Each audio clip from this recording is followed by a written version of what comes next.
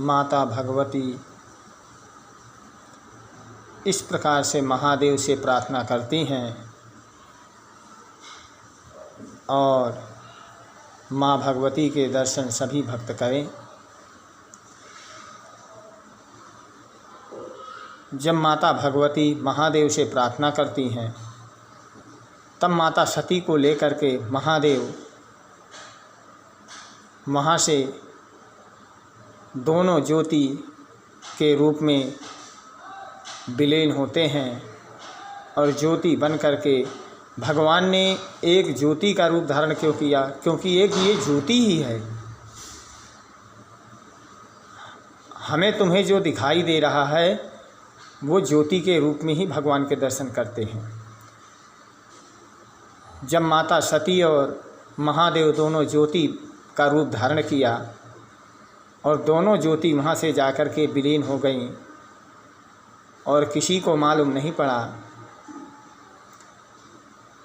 जब ऋषि ने देखा कि आज मेरे मुक्ति का समय आ गया है, तब ऋषि ने जाकर के भगवान शंकर और माता सती का पीछा किया और वो भी कबूत बन के कबूत का रूप धारण किया। कबूत एक पंछी होता, कबूतर, कबूत का रूप धारण किया और कबूत का रूप धारण करने के बाद भगवान शंकर और माता सती का पीछा किया। जब वो ज्योति जाकर के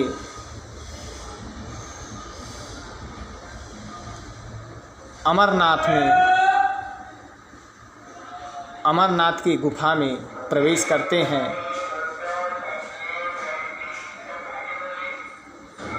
तो भृंगी ऋषि जब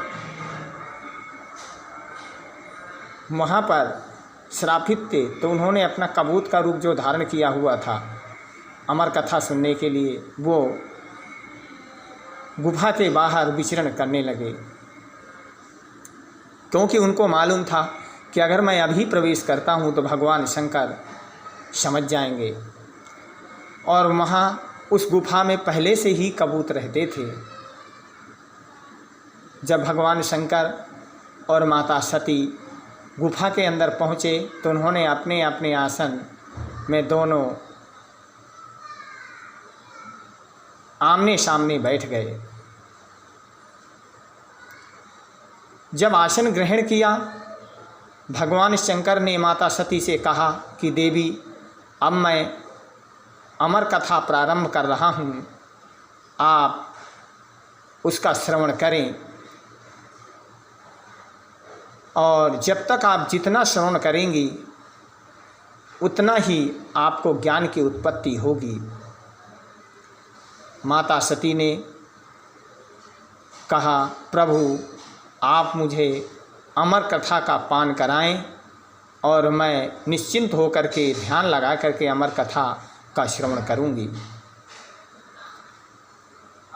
माता सती को भगवान शंकर अमर कथा सुनाते हैं। अमर कथा में प्रारंभ होती है तो वो कबूत जो बाहर गुफा के बाहर डोल रहा था और पहले से कबूत, कुछ जंगली कबूत वहाँ पर गुफा के अंदर रह रहे थे, वो कबूत जाकर के, जो ऋषि कबूत का रूप धारण किए हुए थे, वो जाकर के कबूतों में मिल गए।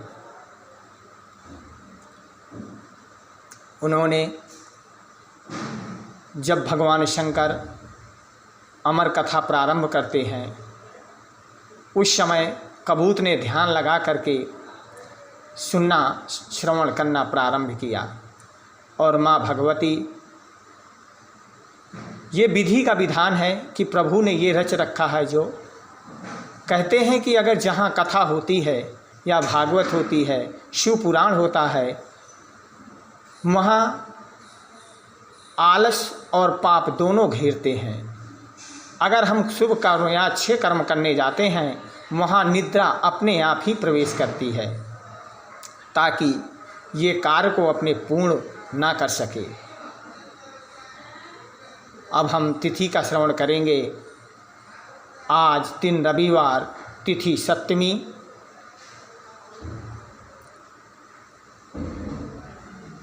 सुबह सोमवार को 3 बजकर प्रातः 39 मिनट तक रहेगी। इसके बाद अष्टमी प्रवेश करेगी। अब हम माँ भगवती की कृपा से दुर्गा भागवत का पाठ करेंगे, जिससे कि सभी भक्त लाइव दर्शन करेंगे और पाठ का श्रवण करेंगे। ओम दृष्टा तमाशुरोचोघ्रो प्रसूतं च जनार्दनः तुष्टां योगनिद्रां च तमेकारो प्रसिद्धितः। मार्कंडेय जी राजन से कहते हैं कि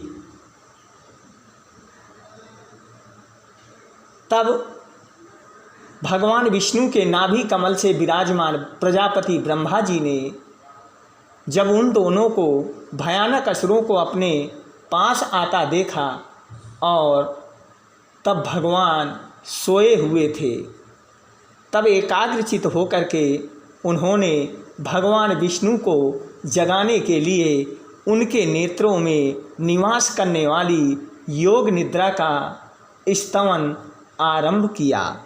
इस प्रकार से माता भगवती का दुर्गा भागवत का पाठ करते हुए सभी भक्त लाइव दर्शन करें और माता की कृपा को प्राप्त करें, उनका आशीर्वाद ग्रहण करें, ताकि सभी भक्तों का कल्याण हो। इस प्रकार से मार्कंडेय जी ने कथा का श्रवण किया और सभी भक्तों की मनोकामनाएं पूर्ण हुई। बोल सच्चे दरबार की जय। जय माता दी।